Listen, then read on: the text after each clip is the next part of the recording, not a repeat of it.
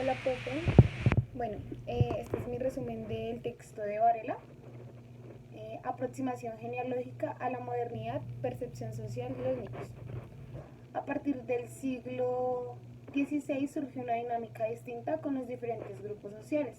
La primera definición de infancia surge en el siglo XVII, dando paso a una nueva organización. Algunos humanistas como Erasmo y Vives plantearon la importancia de la infancia, de educar desde las edades más pequeñas, donde su punto de vista es que los niños son personas moldeables y fáciles de gobernar. Más adelante con Rousseau se comprueba o se sostiene eso, y él dice que la infancia es necesitada, débil, carece de razón y es inocente por naturaleza.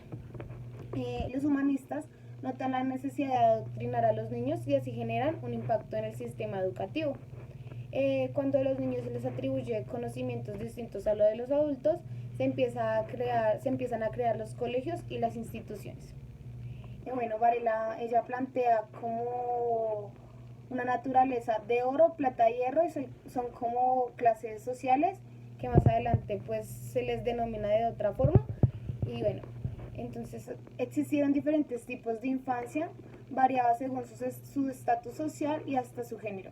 Los hombres fueron los primeros en integrar los colegios, y también se tenían modos específicos de educación dependiendo pues los recursos de cada quien.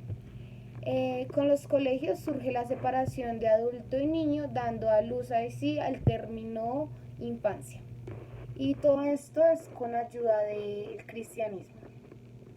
Como dice el título que ella plantea, naturaleza de oro, de oro plata y hierro, la interpretación de oro es a las clases más altas. Entonces a veces se le denomina el infante y el caballerito. La institución de la infancia del mediano estado fue el modelo que triunfó. Acá se muestra la educación especial que recibe la nobleza, en donde ya no solo se le enseña el manejo de armas y a montar caballos, sino también se empieza a involucrar la gramática. Una educación que no solo forme personas de caballería para el ejército, para combatir, sino también personas capacitadas para gobernar. Allí se empiezan a diferenciar las clases por medio de las etiquetas, de los comportamientos, la forma de comer, de vestir, de relacionarse. Listo. Luego está el colegial, que hace referencia a la naturaleza de plata, y esas son las clases medias.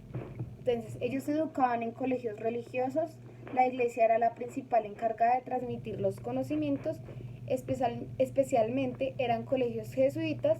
Esta clase no se le educaba para manejar armas ni aprender a montar caballo, sino se les motivaba más bien a ser personas estudiosas, para así llegar a para que así fueran medianos en riqueza.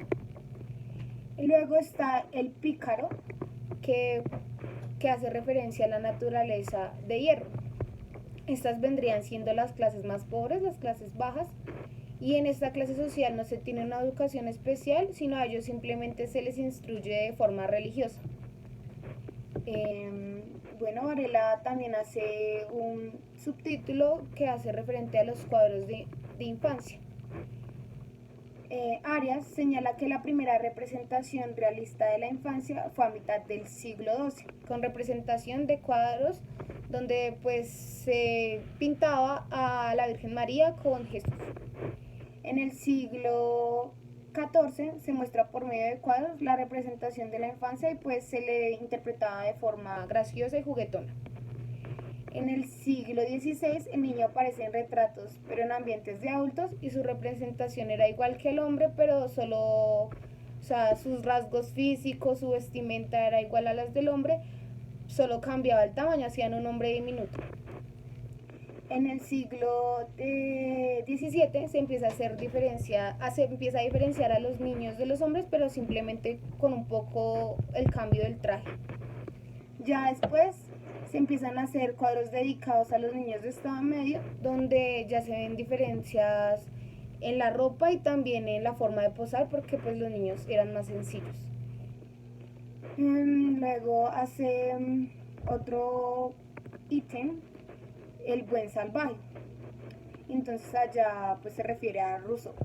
El programa educativo de Rousseau, ubicado en el tiempo de la Ilustración, va en relación a los cambios que surgieron en ese momento, donde la clase burgués dominaba y pensaba en la educación de los hijos, pues para que ellos continuaran con el legado de el poder y pues mantenerlo.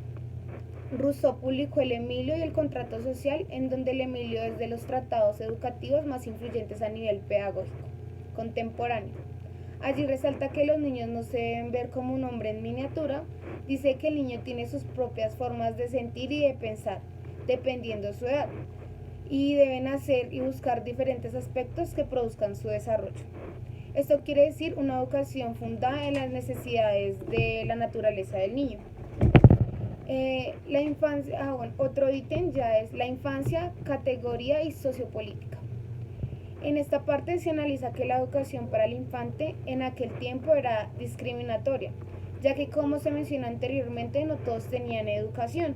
Para ser más exactos, los niños pobres no se les trataba como niños, eran vistos y tratados de igual forma que un adulto, o sea, trabajaban, se esforzaban lo mismo que ellos, hasta participaban de fiestas, reuniones con los propios adultos.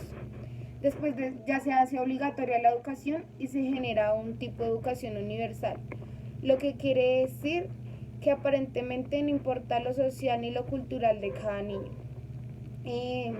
Para finalizar, Durkheim dice que para entender todo el proceso por el cual ha pasado la educación y la infancia, debemos conocer la historia para saber qué causó cada una de las transformaciones que ha llevado al progreso pues, de la infancia y de la educación, del sistema educativo. Y como conclusión, analizamos que hubo un proceso largo para que surgiera el concepto infancia, el cual tiene un aporte demasiado grande para la evolución de la educación, de hecho el más influyente. O sea, sin la influencia del niño y el análisis de su tratado especial, no hubiera surgido un sistema educativo, no se hubiera visto la importancia y la influencia de la educación del niño en el futuro adulto, o sea, en el comportamiento del adulto. Y pues allí, gracias a la educación, es como ahora cada niño pues va al mundo cuando crece, se adapta a la sociedad.